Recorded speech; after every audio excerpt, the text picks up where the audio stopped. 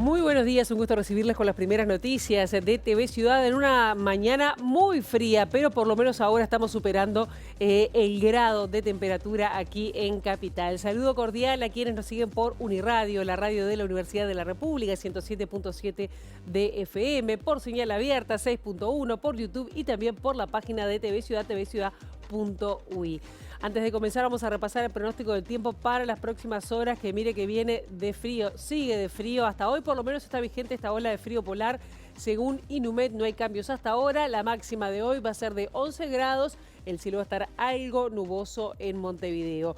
¿Qué pasará mañana comenzando ya el fin de semana? Bueno, mucho más frío. Menos 2 grados para la próxima madrugada. 11 grados la máxima. El cielo estará claro y algo nuboso sin perspectiva de lluvias, y algo nuboso va a estar el domingo 14 de julio, donde las temperaturas, bueno, no digamos que se van templando, pero por lo menos la mínima va a ser de -1, la máxima de 12 grados según el pronóstico de meteorología. Tenemos muchísimos temas para compartir con ustedes hasta las 9 de la mañana, y algunos de los adelantos que les vamos a proporcionar tienen que ver con justamente con un dato de la Usina de Percepción Ciudadana, porque más de la mitad de las personas cree que la fórmula del Partido Nacional, Álvaro Delgado, Valeria Ripoll, es desacertada o muy desacertada según datos de la encuesta de Percepción Ciudadana. Entre quienes se definen como votantes del Partido Nacional, 1 de cada 4 coincide con esta opinión, que es desacertada. También vamos a estar hablando de la Conmebol y algunos sucesos que, bueno, dieron lugar tras esta Copa América. Abrieron un expediente para determinar responsabilidades sobre los incidentes ocurridos tras el partido de Uruguay y Colombia. La justicia de Bolivia va a liberar a la joven uruguaya que ya lleva detenida más de 114 días por portar 7 gramos de marihuana al momento de embarcar de regreso a Uruguay. El juez hizo lugar al acuerdo abreviado solicitado por la defensa y se espera que el lunes esté embarcando para nuestro país de regreso. Hay 60 niños internados por enfermedades respiratorias en el Pereira Roser, la cifra más alta del año, una tendencia que preocupa a las autoridades. También hay cambios en el recorrido de la línea 405. Los trabajadores nucleados en el sindicato de la UNOT están reclamando por seguridad para ellos, pero también para los usuarios. Por el momento esa línea ha cambiado de recorrido. También vamos a estar hablando sobre los momentos previos a la dictadura de 1968-1973, porque la historiadora Magdalena Broquetas acaba de presentar un libro recién salidito de la imprenta, una larga investigación con documentación inédita de una mirada con nuevos escenarios, no solamente políticos, no solamente sindicales, sino también como organizaciones de vecinos, de padres, de estudiantes, también contribuyeron al clima de violencia previo a la dictadura, sobre todo una mirada desde las derechas. Son algunos de los temas que tenemos para compartir, pero ahora, momento de abrir la ventana hacia las calles de Montevideo para, con datos del Centro de Gestión de Movilidad, ver por dónde circular, por dónde no. @IMTránsito, @MDTransporte para seguir cualquier cambio en las redes sociales. Mucha niebla en esta jornada para quienes están todavía por salir de casa. Hay que tener cuidado, eso también lo dice meteorología. Pero les adelantamos que Mateo Cabral, entre Comercio y Juan de Dios Pesa, va a estar cortado hasta las 17 horas. Y esto se continuará hasta el 13 de julio. Máximo Santos, entre Charcot y Jenner, el corte también será hasta las 5 de la tarde, también hasta el 13 de julio por trabajos para UTE. Ciudadela desde Piedras hasta Cerrito, el corte será hasta las 7 de la tarde. Yugoslavia desde General Hornos hasta Emancipación, el corte será hasta las 3:30 de la tarde. Y Basilio Pereira de la Luz desde Echevarriarza hasta Rambla, República del Perú, también el corte será hasta las 3:30 de la tarde por trabajos para UTE. Y como les adelantábamos, en las próximas horas se espera la liberación de la joven uruguaya que está presa en Bolivia desde hace más de 100 días, donde se le encontró además 7 gramos de marihuana en su equipaje. El juez hizo lugar al acuerdo abreviado solicitado por la defensa y el lunes volvería a nuestro país. La joven de 27 años está detenida desde el 17 de marzo en Bolivia por un delito que no tiene pena de prisión y desde el 5 de mayo aguardaba la audiencia. Fue detenida junto a su madre en el aeropuerto del Alto en Bolivia por llevar 7 gramos de marihuana en su valija. Tras 106 días de prisión, la justicia boliviana sobreseyó del delito de narcotráfico a la madre y la liberó. Inicialmente hoy, al comienzo de la audiencia, teníamos el juicio ordinario. Hoy se iba a producir el auto de apertura a juicio. La estrategia fue solicitar rápidamente que un acuerdo abreviado que nosotros habíamos presentado el 28 de junio se homologue judicialmente. El juez de sentencia del Alto lo entendió, no daba para más, no íbamos a jugar un partido de 90 minutos si nosotros estamos aceptando nuestra responsabilidad. Por default, si uno acepta su responsabilidad no necesita producir prueba, alegar, etcétera, etcétera. Simplificamos el trámite, no fuimos condenados. La pena consiste en una multa de menos de $50, en 250 bolivianos, es el monto concreto. No se la deportó finalmente, no se aplicó la ley de residencia, entonces vamos a poder irnos voluntariamente de Bolivia, y tampoco, por supuesto, se la internó en un centro de farmacodependencia, que es un fantasma que en algún momento de la audiencia revolvió por la poca aplicación que tiene el delito de consumo en la jurisprudencia boliviana. Y Virginia está muy emocionada y la emoción es grande porque en un momento, por los casos que nosotros conocíamos, que ni vale la pena comentarlos acá, se pueden googlear, había escenarios terribles. Entonces, haber abatido todos esos escenarios y saber que la semana que viene están con nosotros, hay mucha emoción. La Comisión de Memoria y Derechos Humanos de Rivera le pidió al directorio del INAU la intervención de las autoridades a nivel departamental tras la muerte del adolescente de 16 años después de tener familia y haber pertenecido a una red de explotación de personas, de explotación sexual. Además, el colectivo exigió reparar los daños causados y señaló la falta de cumplimiento de las orientaciones del equipo especializado en trata.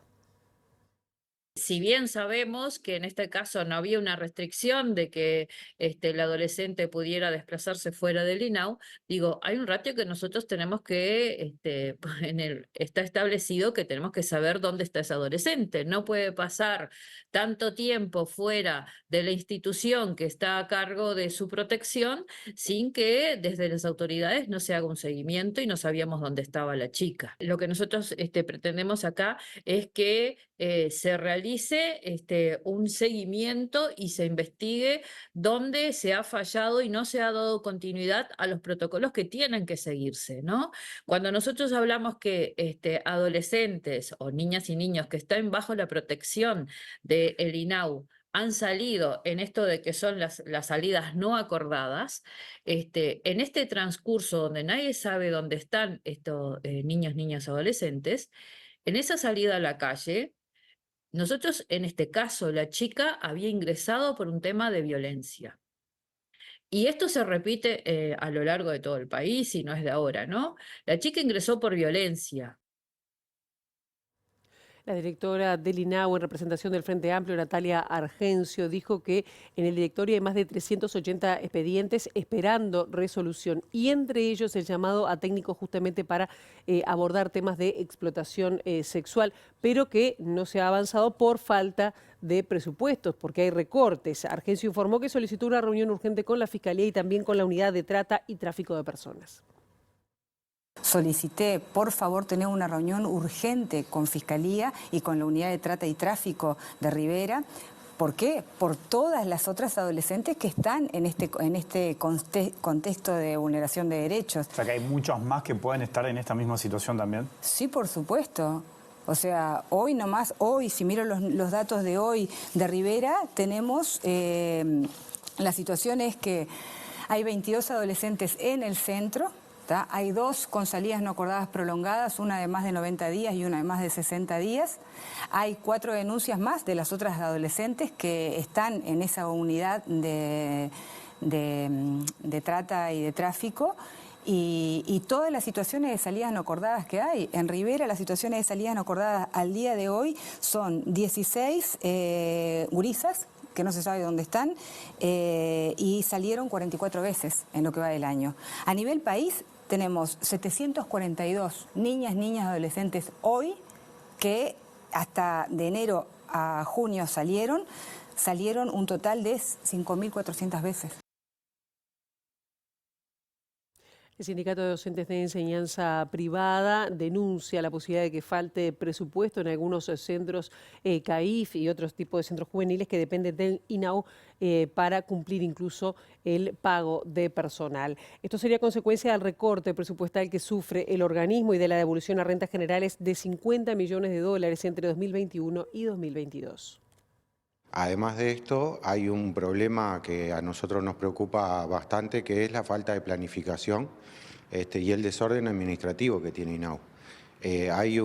Nosotros estamos, digamos, denunciando la posibilidad de que esté faltando presupuesto para el funcionamiento de los centros, proyectos educativos como CAIF, clubes de niños, centros juveniles, que atienden a los niños, niñas y adolescentes y a las familias que están en condiciones de mayor vulnerabilidad.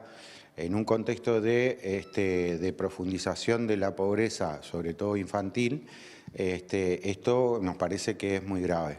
También han manifestado su preocupación por la posible falta del salario de los trabajadores. Sí, en este contexto nosotros la información que tenemos es que INAU ha solicitado 2.700 millones de pesos al Ministerio de Economía y Finanzas como refuerzo presupuestal para que se pueda cumplir con lo proyectado para este año. Y en ese sentido está ahí, dentro de lo que es funcionamiento, estaría con dificultades o podría llegar a comprometer el pago de los salarios de las trabajadoras y trabajadores que sostienen estos centros. Las empresas de televisión por cable vinculadas a los canales abiertos, en este caso Montecable, TCC y Nuevo Siglo, fueron autorizadas por la Unidad de Servicios de Comunicación, con 2 votos a favor y 1 en contra, para fusionarse y ofrecer en conjunto servicios de televisión para personas abonadas y servicios de Internet. La aprobación final dependerá de Presidencia de la República y del Ministerio de Industria. El periodista Eduardo Preve publicó en la red social X el documento presentado por las empresas ante la Dirección Nacional de Telecomunicaciones del Ministerio de Industria, cuyo responsable es Gustavo Osta. En el documento, las empresas establecen que el consorcio que aspiran a conformar resulta imperioso para preservar su viabilidad. Según datos de la URSEC, a diciembre del año pasado, las 3 empresas controlan más del 53% del mercado de televisión para personas abonadas en el departamento de Montevideo.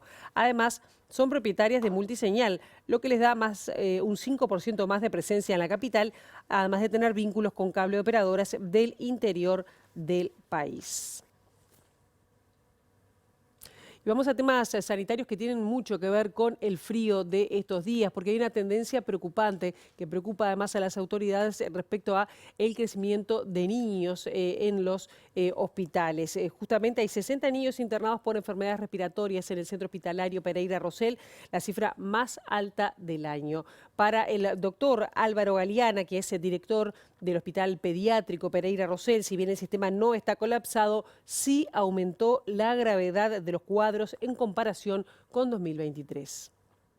Es una etapa un poco complicada porque predominan las bronquiolitis en lactantes pequeños, en niños pequeños, y eso tiene una significación muy importante desde el punto de vista pediátrico porque implica un número importante de internación, unos 60 BRS y unos 20, 30 de otros agentes virales, pero el BRS específicamente las bronquiolitis predomina en los lactantes pequeños, en los lactantes que para su tratamiento requieren apoyo de oxígeno, requieren muchas veces internación, muchas veces incluso ingreso a cuidados intensivos. Hoy son pocos los que tenemos en cuidados intensivos, serán 3 o 4. Después tenemos muchos niños con aportes no invasivos de oxígeno, que es una modalidad de ventilación de estos niños que la realizamos característicamente en el Hospital Pereira Rosell, y muchos niños con cánulas nasal o con máscaras de oxígeno, y son niños pequeños que requieren un cuidado muy importante. Sabemos que son niños que pueden llegar a estar 5 o 7 días internados,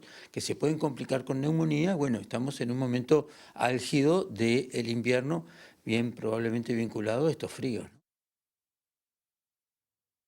Pese a la preocupación por el crecimiento de internaciones y enfermedades respiratorias en niños, como recién señalaba Galeana, las autoridades educativas dijeron que no tienen previsto cambios en el calendario lectivo de la enseñanza. Sin embargo, para Galeana sería interesante que las vacaciones de julio podrían ser intercaladas durante el año para evitar contagios masivos en niños y jóvenes. Desde el punto de vista médico, nosotros nos planteamos la eventualidad para el año que viene de contar con una inmunización a las madres embarazadas cuando se acerca el invierno, de manera que cuando esos niños nazcan tengan anticuerpos circulantes y de esa manera se puede disminuir la tasa de ingresos o la tasa de consulta hospitalaria en estos niños. De alguna manera hemos planteado ya desde hace algún tiempo en cuanto a que tratar de que durante el periodo del año del invierno pueda haber semanas de vacaciones intercaladas para evitar la diseminación masiva de las infecciones virales respiratorias. Eso habrá que ir analizándolo oportunamente, pero sería una eventualidad que sí, en muchos países se hace de manera que no solamente tengan una semana y en julio, sino que, bueno, cada 6 semanas, 6, 8 semanas de clase tener un periodo de una semana por lo menos de vacaciones, y eso genera una situación en general de disminución de la diseminación entre los niños y eso de las infecciones virales, y esa disminución en la diseminación también favorece que se infecten menos los bebitos, los niños más pequeños, que son los que generalmente nos traen más problemas, más necesidad asistencial a nivel hospitalario. La Asociación de Funcionarios del CASMU se declaró en conflicto una vez conocido la situación económica financiera de la mutualista. En una asamblea, el sindicato definió ocupar la institución médica si se concreta en la intervención por parte de las autoridades sanitarias. AFCASMU plantea preocupación por los convenios existentes con la mutualista en caso de que ésta sea intervenida y por la situación de trabajadores y trabajadoras que se encuentran ya en seguro de desempleo. Y seguimos en definiciones gremiales, porque la Unión de Trabajadores del Transporte definió cambios en el recorrido de la línea 405 aquí en Montevideo a partir de un hecho de inseguridad en la zona de Aparicio, Saravia y Juan Acosta. Los trabajadores señalaron que la situación de balaceras en el barrio obliga a pausar el recorrido, que se mantendrá con desvíos hasta que se pueda solucionar la situación. Hay mucha preocupación. A nosotros nos duele mucho porque entendemos que la gran mayoría de la gente que ve allí son trabajadores. En el día de hoy, por ejemplo, sabemos que estamos dejando gente que sale a trabajar, nos preocupa el frío, nos preocupa que no sabemos qué vamos a hacer con los servicios nocturnos, un poco vamos a ir evaluando cómo sigue la situación. Ahora también sabemos que la primera responsabilidad que tenemos nosotros es con los trabajadores y con los usuarios. Ya hemos tenido gente lesionada a bordo de los ómnibus. Nos han quemado ómnibus, es una zona, como decíamos, mayoritariamente integrada por trabajadores, pero bueno, lamentablemente también hay gente que no nos permite trabajar con tranquilidad. Esto del 405 es algo que se repite, esa zona de ahí, Aparicio, Saravia, se sabe los inconvenientes que tiene. ¿En algún momento se planteó alguna solución? ¿En algún momento sé que tuvieron seguridad privada, que se subían determinados trayectos? No sé si el Ministerio del Interior les brindó otro tipo de solución. No, hay algunos instrumentos como el servicio de bus seguro, por ejemplo, que normalmente funcionan. En este momento, además, en algunos tramos, en las horas de la noche, contamos con policías que suben y hacen como una inspección en particular, nos acompañan en alguna parte del recorrido. Lo que pasa es que hay momentos en los cuales los problemas desbordan todas las posibles condiciones de seguridad que tenemos. El Frente Amplio va a solicitar un pedido de información respecto al sumario iniciado al director del Observatorio de Violencia y Criminalidad del Ministerio del Interior, quien, fue sumariado, está siendo sumariado por hacer declaraciones públicas y criticar un documento que había sido encargado por la Secretaría de Estado. El informe cuestionado por Don Ángelo plantea que habría menos asesinatos vinculados al narcotráfico que los que se vienen reportando oficialmente, y la bancada opositora, es decir, la del Frente Amplio, no descarta que esto sea una manera y una estrategia para ocultar muertes violentas. Preocupante, ¿no? Persiguiendo gente por vertir opiniones. Aparentemente lo que sucede también es que el director hasta ahora del Observatorio del Ministerio del Interior hizo algunos comentarios con relación a un estudio académico de cómo se califican los homicidios, y eso desencadena un sumario administrativo contra alguien que venía cumpliendo su tarea de manera adecuada. que también fue el director del observatorio durante los periodos anteriores, durante los gobiernos del Frente Amplio, y que se le reconocía siempre de haber tenido un trabajo riguroso, un trabajo correcto al frente de las estadísticas del Ministerio del Interior. Acá lo que parece es que, bueno, que los mandos políticos del Ministerio, ya sea el ministro como el subsecretario, nuevamente le están cargándole las cuentas a los mensajeros y no al grave problema que tenemos en materia de inseguridad pública y sobre todo con el recrudecimiento de los homicidios.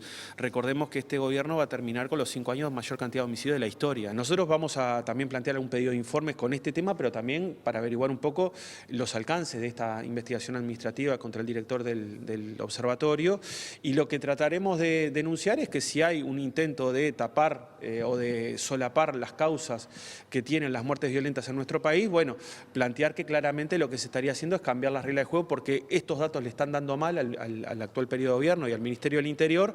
Lo que estamos claramente preocupados es en el desencadenante del narcotráfico con las muertes violentas, y bueno, en todo caso lo que hay que hacer es ajustar los mecanismos de prevención y de represión de este tipo de conductas. Más de la mitad de la población cree que la conformación de la fórmula de Partido Nacional integrada por Álvaro Delgado y Valeria Ripoll es desacertada o muy desacertada. Esto según datos de la encuesta de la Usina de Percepción Ciudadana sobre fórmulas presidenciales, una vez que pasaron las elecciones internas. Entre quienes se definen como votantes del Partido Nacional, 1 de cada 4 coincide con esta opinión, mientras que 22% la considera acertada. En tanto, la fórmula presidencial del Frente Amplio, integrada por Yamandu Orsi y Carolina Cose, tiene una valoración positiva en la opinión pública, con un respaldo de 6 de cada 10 personas consultadas. 20% considera que es desacertado, y entre quienes votan esa fuerza política, ese porcentaje desciende a 5%. Por su parte, la aprobación de la fórmula presidencial colorada, integrada por Andrés Ojeda y Robert Silva, es de 45%, y la cifra aumenta al 83% entre quienes votaron a ese partido en las internas. 12% tiene una valoración negativa en la población en general, y entre votantes colorados es casi inexistente. Y de alguna manera seguimos en campaña, o alguna novedad, porque el exministro de Salud Pública, Daniel Salinas, se pronunció públicamente sobre la posibilidad de integrar una fórmula de cara a las elecciones de octubre. Su nombre había sido manejado como posible candidato a vicepresidente por Cabildo Abierto.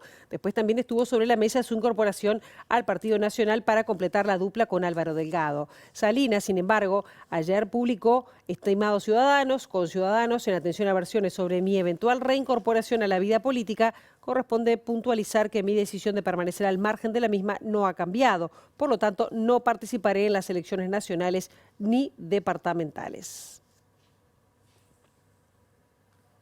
Y ahora vamos a hablar del programa Ibirapitá, porque el directorio del Banco de Previsión Social resolvió incluir en el programa Ibirapitá a las personas beneficiarias del programa Asistencia a la Vejez y a las que reciben pensión por sobrevivencia. Como consecuencia, 33.000 personas podrán acceder a un celular y también a un plan móvil Ibirapitá otorgado por Antel, con gigas, mensajes y minutos para llamadas gratis.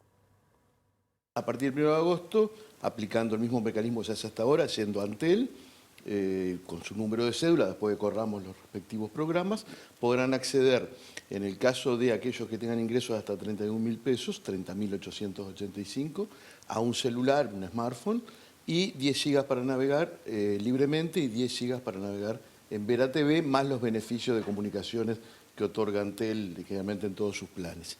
Y aquellos que cobren por encima de eso hasta 49.000 pueden acceder al beneficio del paquete de datos, no al aparato. O sea que en definitiva, al colectivo que actualmente existe, con que ya se han incorporado, pensionistas a la vejez y jubilados, que se implican unas casi 40.000 personas que han obtenido este beneficio, ahora le estamos incorporando potencialmente casi que el doble de beneficiarios. ¿Tienen que ser mayores de 65 años? Efectivamente, sí, efectivamente mayores de 65 y con los límites de ingreso que decía recién. Es importante.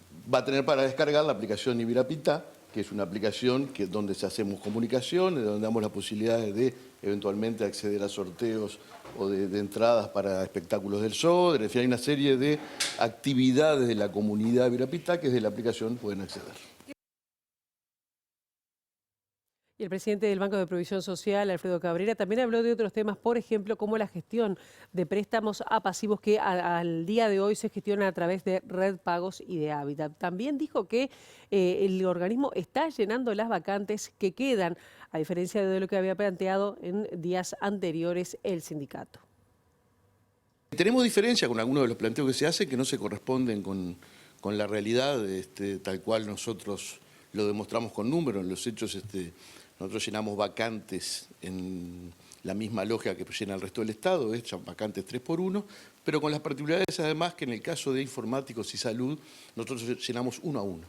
Y hemos llenado. Y en los hechos, si miramos los números de las vacantes producidas el año pasado, en el 2023 y lo que va del 2024, y los ingresos producidos, tenemos más ingresos que vacantes. En el interior, los pasivos gestionaban el préstamo en la sucursal y lo cobraban en la red de pago porque en el interior el Banco de Previsión Social no tiene cajas. En Montevideo, en este local, sí tiene cajas y se puede gestionar el préstamo en el banco y cobrarlo en las cajas del Banco de Previsión Social o en la red de pago, en la red de cobranza. Lo que agregamos ahora es la posibilidad de que también la gestión del préstamo, los titulares la puedan hacer directamente en la red de cobranza. Entonces, en vez de hacer 2 trámites, venir hasta el Banco de Previsión Social a gestionar el préstamo y después ir a cobrarlo a la red de pago, ahora pueden hacer directamente todo en un solo lugar. Pero si no lo quieren hacer, lo pueden hacer en el banco. Entonces, en definitiva, lo que estamos haciendo es darle una opción más a las personas, días fríos, gente mayor, que en vez de venir hasta el banco a firmar un vale para después ir hasta el Hábitat o el Red Pago o el Dorado cercano a su casa a levantar el dinero, lo hagan directamente en un solo trámite. A 7 meses de iniciado el conflicto en el sector de la pesca, la Intergremial Marítima fue recibida por la Comisión de Asuntos Laborales del Senado y allí expresaron que siguen sin alcanzar acuerdo con las empresas. Recordemos que las flotas están paradas desde el mes de diciembre en una situación que está afectando de forma directa e indirecta a más de 2.000 trabajadores. Un poco la explicación, ¿no?, de lo que estamos viviendo, de que ya llevamos 7 meses sin trabajar con locao patronal, como de conocimiento, y seguimos con lo mismo, ¿no? Tenemos 8 buques que ya firmaron, que tienen convenio firmado, pero con estos empresarios por el momento no hemos logrado firmar ningún convenio. Es decir, hemos tenido algunos acercamientos, vamos a hacer alguna llegada con algunos empresarios, pero resulta que cuando nos ponemos de acuerdo, que está todo planteado como para firmar el convenio, otra vez se echa para atrás. Nosotros pensamos que al estar adentro de una cámara de armadores deben tener empresarios que están dispuestos a firmarlo y otros no, y por eso es que estamos en esta situación, ¿no? ¿Qué le plantearon desde la comisión? En la comisión le planteamos que, bueno... ¿Ellos qué respuesta les dieron? Bueno, la respuesta de ellos fue que iban a intentar hacer lo posible para llegar a un acercamiento de las partes y tratar de solucionar esto lo antes posible, porque era inmantenible una situación de esta, ¿no? Quedó por el camino un proyecto de ley propuesto por Cabildo Abierto que impulsaba la internación a quienes hayan cometido delitos menores vinculados al consumo de drogas, internación que debería ser en clínicas de rehabilitación. El proyecto había sido presentado por el diputado Martín Sodano de Cabildo Abierto y no tuvo los votos ni del Frente Amplio ni de parte del Partido Nacional. El que va preso va involuntariamente, o sea que es como una internación compulsiva, pero voluntaria, porque la persona que comete el delito, el implicado, es el que, si el juez le da la opción, es el que decide si accede o no accede a este tipo de rehabilitación. Ese es el espíritu del proyecto. No hay nada que tenga que ver con lo que es compulsivo, porque preso vas a ir compulsivamente, vas a cumplir una condena. En base a eso, hoy tenemos un sistema carcelario que está totalmente sobrecargado en población. Tenemos penas que son largas y extensas, las cuales hacen que ese problema se incremente, diciendo que la calidad que hay dentro del sistema penal es lamentable, o sea, que derechos humanos no protegemos ninguno dentro de nuestro sistema carcelario. A eso le sumamos la sobrepoblación. Acá tenés una herramienta en la cual vos podés minimizar un poco el tema de sobrepoblación, generando una rehabilitación real a un promedio de más de 20.000 personas que tenés cometiendo delitos menores por problemas de adicciones y que como como Estado, como políticos, le damos la espalda. Llama la atención que dentro del oficialismo una vez más no se apoya los proyectos de Cabildo Abierto. Sí, a mí no es tanto eso lo que me llama la atención, a mí lo que me preocupa realmente es que en 3 años y recibiendo a todas las autoridades continuamente y un proyecto de ley que tenía 21 artículos, había suficiente espacio como para hacer informes técnicos o devoluciones técnicas como para tener la voluntad de corregirlo. No hubo ni el oficialismo ni de la oposición ningún documento presentado, ni ningún intercambio con este legislador para corregir la redacción o lo que tenía que ver con el proyecto de ley. Eduardo Henderson, ex gerente general de ACE, renunció a su cargo y será sustituido por Juan Ramón Blanco, actual subgerente de la institución. En la carta de renuncia, Henderson destacó que su perfil de trabajo fue de índole más técnica que política y aseguró que dimitió para dedicarse a tareas académicas. Valoró haber participado en diferentes situaciones sanitarias importantes para el país, como la pandemia de la COVID-19 y la descentralización de la atención de salud a nivel nacional. Según supo La Diaria, Henderson apoyará la candidatura del exministro de Salud Pública, Daniel Salinas, para la presidencia del Colegio Médico. Ahora hacemos una pausa. A la vuelta de la misma vamos a hablar de historia predictadura con la historiadora Magdalena Broquetas.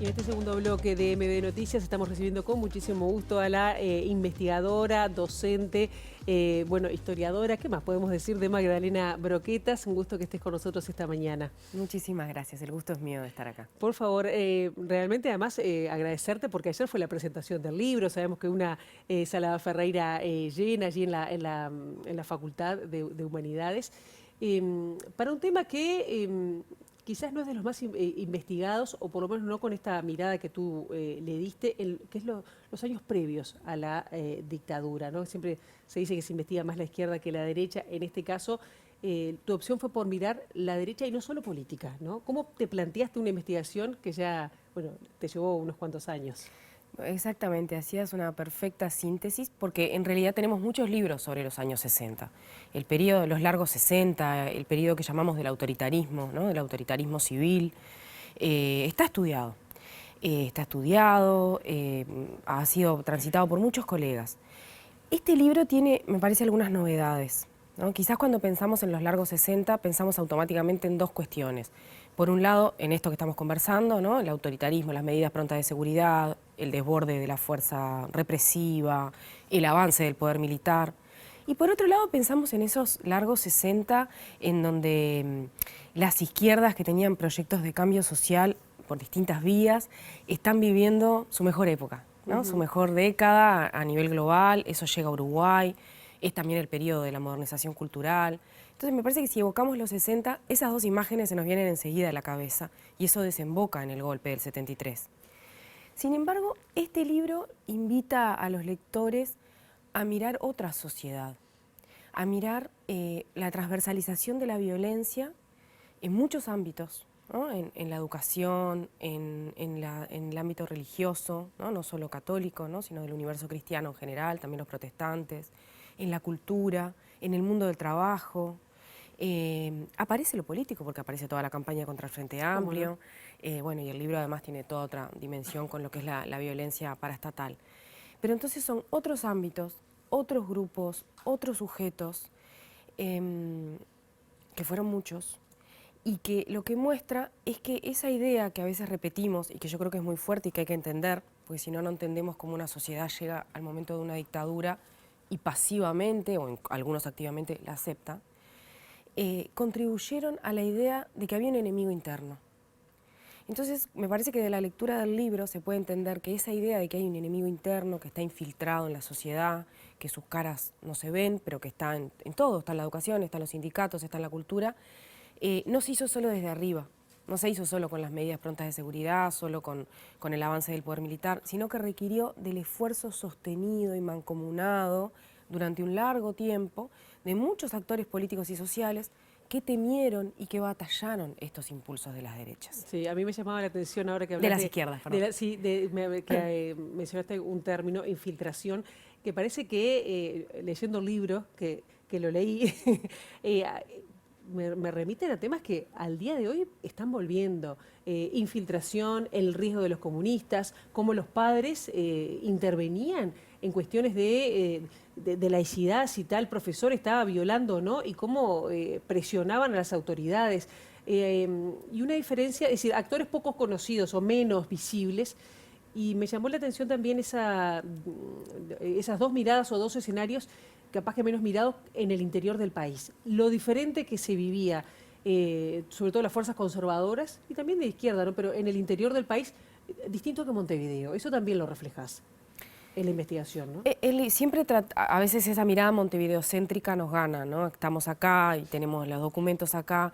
Sin embargo, el libro tiene mucha prensa que no es de Montevideo, que es de todo el territorio, y hay algunos conflictos que yo miro en particular en el interior. Por ejemplo, ahora que mencionabas casos que hubo verdaderas campañas de odio contra docentes en lo que era Valle Ordóñez y Nico Pérez, sí. También en el norte, en Bella Unión, en distintas partes del territorio, en donde estos docentes que tenían su pertenencia a partidos de izquierda, o a veces no, pero bueno, que estaban en la gremial de profesores, que usaban determinados textos, bueno, empiezan a ser sistemáticamente perseguidos, y hay algo, este libro muestra una dimensión del anticomunismo, que es esa cosa tan potente en la Guerra Fría y en esos 60 globales, y también en Uruguay, que es el anticomunismo civil.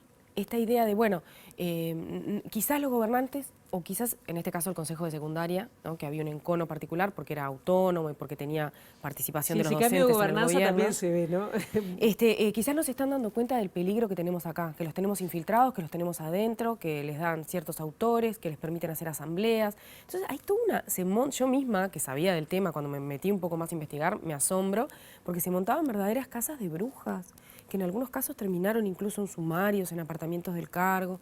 Entonces, por ejemplo, a nivel de la educación, aparece un movimiento que tuvo mucha presencia desde inicios de los 60, pero en el 68 se reactiva, como es la ORPADE, la Organización de Padres Demócratas, que nucleaba padres, a veces vecinos de las localidades, que, repito, montaban verdaderas campañas para señalar, para marcar y para tratar de irradiar de la comunidad. De la comunidad de uruguayos de bien, ¿no? A veces se dice los buenos orientales, se usaba la expresión uruguayos de bien, vos decís las reminiscencias con la actualidad. Entonces, sí, estamos en un contexto muy diferente, ¿no? La Guerra Fría ha terminado, el comunismo como una referencia internacional no existe, a pesar de que sigue habiendo anticomunismo. La izquierda es otra, la derecha es otra. Sin embargo, es interesante cuando uno encuentra esa vigencia en algunos tópicos, en algunos asuntos, que han servido históricamente en contextos distintos para marcar, para discriminar, para generar ideas, sentidos comunes, que me parece que espero que sea la virtud del libro. Me llamó la atención. Que muestra cómo puede haber sido en esas localidades pequeñas escuchar que el director era comunista, que el director no enseñaba, los profesores de Valle Ordóñez no enseñaban, sino que adoctrinaban, ¿no? O que... Sí, que no se pueden hacer asambleas gremiales, que hay algo que parte de un ejercicio de ciudadanía en los locales. Porque no son de decisiones gremiales, ¿no? sino que son espacios para ganar las cabezas. Y así lo mismo con los sindicatos, y lo mismo pasaba con las iglesias. Claro. Sí, tradición, familia y propiedad, que también lo mencionás. ¿Hay una vuelta a ese tipo de discursos, como recién estábamos hablando? A mí me impactó eso. Yo, en esta mirada que hemos hecho también en otros trabajos, ¿no? De larga duración, yo veo que hay tópicos, que hay asuntos que tienen mucha fuerza, que nunca se fueron. Y que entonces, en contextos en donde hay algún temor o en donde se quiere deslegitimar protestas sociales, reivindicaciones de colectivos, de la izquierda política y social, reaparecen, ¿no? Porque esta idea aparece esta idea, ¿no? De que el izquierdista en realidad lo que busca es socavar un orden social que en definitiva es armónico, y que el reclamo no es legítimo, el reclamo es para socavar, para polarizar, para poder llegar a dominar. Aparecen con los feminismos también. Eso te iba a decir, cuestiones de género de la mujer, el rol de la mujer. El libro separan un momento del Uruguay en donde, bueno, acá no era, digamos, no era el norte y no estábamos en Woodstock, pero avanzan algunas cuestiones de la modernización cultural, ¿no? Hay un capítulo dedicado a el temor que genera el corrimiento de rol mínimo de las mujeres y de los jóvenes. ¿El corrimiento de rol a qué me refiero? Bueno, las mujeres militaban. Y hasta ponerse pantalones. ¿Sí? Militaban. Increíble. Las mujeres tenían cambios en sus consumos culturales, en sus hábitos, en lo que escuchaban de música. Algunas mujeres, ¿no? Ocupaban un liceo o una facultad. Algunas se integraban a organizaciones armadas. Eso genera un temor conservador muy fuerte. Pasa algo similar con los jóvenes, ¿no? Esta idea de que está en juego el principio de autoridad a nivel de la familia, ¿no? Jóvenes que empiezan a sentir que se van a comer el mundo, ¿no? Y que entonces también en su actividad militante desbordan. Y eso, bueno, si pensamos las cosas que van a ver en este libro, que dicen, bueno, están masculinizadas las mujeres, feminizados los hombres, debilitada la familia, bueno, tiene una vigencia. Y además en otro contexto hoy cuando pensamos en las la pelea críticas. con el tema de la iglesia, que no vamos a entrar ahí, pero bueno, la polarización también de esos curas obreros con a veces algunas autoridades eclesiásticas que opinaban en sentido contrario. No hay una uniformidad en eso. Yo, para ir cerrando, sin contar todo lo del libro, porque la verdad que es muy interesante y en un lenguaje muy accesible de leer, cuando se produce el golpe, porque esto es en la previa del golpe, todo ese, digamos, esa masa, esa corriente de gente quizás anónima, pudo haber favorecido, o es decir, que el desenlace del golpe fue apoyado por eso, o podía haber sido en otro sentido. ¿Se pudo haber evitado? Este libro postula que todo esto que se narra, que tiene menos que ver con la amenaza guerrillera, que estaba sofocada 7 meses antes del golpe, que todo lo que tiene que ver con el intentar disciplinar a los sindicatos, intentar poner orden en la educación, intentar poner en marcha un proyecto de cambio económico en donde los sindicatos no lo frenen, intentar volver a un orden conservador a nivel de la familia, del género, es clave para que entendamos el porqué del golpe y la radicalidad de los proyectos que se pusieron en marcha al inicio de la dictadura. Por eso es interesante esta mirada, ¿no? Porque va mucho más allá de la política. Y así que bueno, felicitaciones. El libro, bueno, ya está a la venta y es interesante para ver cómo nos paramos hoy también, ¿no? Siempre. Bueno, muchísimas gracias, Pilar, un gusto. Seguimos nosotros con otros temas, porque la Asociación de Hoteles y Restaurantes del Uruguay asegura que la ocupación de vacaciones de julio estará ubicada entre 50 y 65% de la capacidad. Preocupa a la gremial, que se advierte que estos datos se mantienen por debajo de las cifras prepandemia. Tenemos bastante parejo en todo el país, aproximadamente entre un 55 y un 60% de ocupación. Obviamente donde mejor ha estado por ahí es la parte del oeste, Salto y Colonia, pero a su vez sigue siendo menor que prepandemia y o si bien es un poco mejor que el año pasado, pero bueno, los números para que sean acordes a la época deberían estar por arriba del 70%, pero bueno, no deja de ver una notoria mejoría año contra año en ese sector. Montevideo es un destino, ¿no es cierto?, que tiene un mix un poco especial. Estamos por debajo a lo que también fue el año pasado, estamos rondando el 60% de ocupación. Y la Plaza del Este, tanto Rocha como Maldonado, la primera semana ha sido también entre un 60 y un 65% de ocupación. Que bueno, para esta segunda semana en la que estamos transcurriendo, los números ya no son tan así, ya hay una notoria caída en ellos, estamos más cerca de casi un 40%, con lo cual si miramos para todo el mes, las expectativas tampoco son tan buenas. Y viendo a futuro, las próximas 2 semanas, esperando al público argentino, tenemos muchas consultas, pero todavía no hay concreción, o sea, los hoteles no tienen una base de reservas todavía acordes como para definir cómo va a terminar el mes. El Centro Cultural de la Experimental de Malvin incorporó nuevo mobiliario para su sala exterior. El espacio es cogestionado por una asociación civil y la Intendencia de Montevideo. esta es una sala viva, es bien interesante con una programación pujante, permanente, con espectáculos musicales, con cine, con teatro, pero bueno, muchas de las personas que llegan hasta acá y la disfrutan no saben que también acá funciona una orquesta maravillosa de niños y niñas de las escuelas públicas de la zona, la única orquesta que lleva adelante por frotación las cuerdas en nuestro país, de niños, es todo un material humano muy valioso que se genera acá. Y bueno, nos habían pedido un apoyo para generar toda una estructura exterior que pudiera ser de mesas, de bancos, un espacio que complementara algo que es patrimonial, ¿verdad? Estamos ante un lugar bellísimo que ojalá se pueda sostener de la mejor manera, que es una estructura patrimonial de Escaso. Es un espíritu que a nosotros nos interesa sostener. No lo podemos generar, pero cuando se genera tenemos que estar a la altura, acompañarlo y sostenerlo. La importancia de esto es que en cada barrio la escuela pública tiene que ser un centro de referencia. Pero después de la escuela pública tienen que poder venir los veteranos a jugar al ajedrez, a jugar al dominó, a hacer teatro. Porque tenés toda la infraestructura ya, tenés baño, tenés mesas, tenés todo. Necesitas con articulación con otro sector, que puede ser la intendencia o los municipios, gente que que abra, que cierre, que mantenga la limpieza. El entretejido ese tenemos que defenderlo y seguir construyéndolo.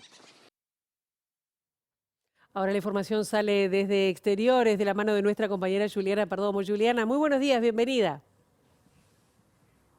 Muchas gracias, Pilar. Buen viernes para todos. Como hemos informado en las últimas horas, el BPS decidió extender los beneficiarios del plan Ibirapitá para aquellos adultos mayores que cobren asistencia a la vejez. Y para hacer una evaluación de este programa estamos con el director en representación de los pasivos, Ariel Ferrari.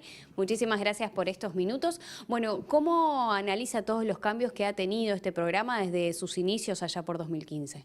Bueno, como bien dices, en el 2015 el Poder Ejecutivo, el doctor Tabaré Vázquez, presidente, planteó la necesidad de que en un mundo que avanza hasta la tecnología, los adultos mayores no tendrían que quedar rezagados. Y por lo tanto, se hizo un plan para entregarle a cada uno de los jubilados una tablet para comunicarse y además Antel, que integró el programa, puso gratis en la inmensa mayoría de asociaciones de jubilados y pensionistas que hay en todo el país, para que fueran ahí y pudieran desarrollar actividades colectivas, aprender en el manejo de todo lo que es la tecnología. Y bueno, asumido esta nueva administración, en el presupuesto quinquenal resolvió cambios que acortaron las posibilidades. Nosotros no estamos de acuerdo en que se cambien las tablets por un teléfono, la posibilidad de lectura, de mirar películas y demás, con más esfuerzo visual en una población que tiene dificultades y para escribir. Pero bueno, bienvenido que ahora se amplíen para otros. Lo que no seguimos reivindicando, que debería retroceder a lo que teníamos, permitir que todos los jubilados tengan derecho, porque ahora entre los límites que se puso es que hay que tener más de 65 años. Antes se le daban a los jubilados que ganaran hasta 10 bases de prestaciones, que son 66.000 pesos. Hoy es la mitad de eso, es 30.880, 5 bases de prestaciones. Entonces, eso, por otro lado, mucha gente, porque además pasa eso, con los instrumentos informáticos, entran en desuso, quedan vetustos, a veces se rompen y no hay reparación. Por lo tanto, la inmensa mayoría de la gente que le dimos tablet hoy ya no la tiene. Sin embargo, como una vez se le dio un instrumento tecnológico, ahora no se le da, que eso es una injusticia porque esa gente quedó desplazado. Pero la información tiene que ver con que, como decías tú, hay unas 4.700 personas que son asistentes, que reciben asistencia a la vejez, esa de extrema pobreza que tiene entre 65 y 70 años. Nosotros lo habíamos planteado cuando en agosto del año pasado se dio a los pensionistas de vejez, que son más de 70 años, bienvenido que se sume esto, y se suma además pensionistas de viudez,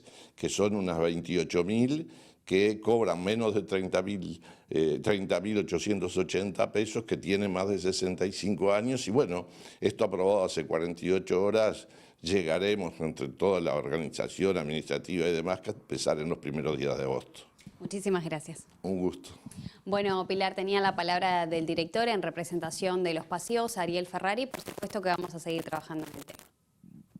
Gracias, Juliana. Y nosotros hasta aquí llegamos con esta primera edición. Ahora quedan en compañía de Ciudad Viva.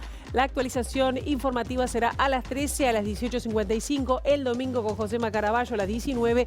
Y nosotros volvemos el lunes bien tempranito a las 8 en punto con las primeras noticias de TV Ciudad. Pasen muy buen fin de semana. Que disfruten.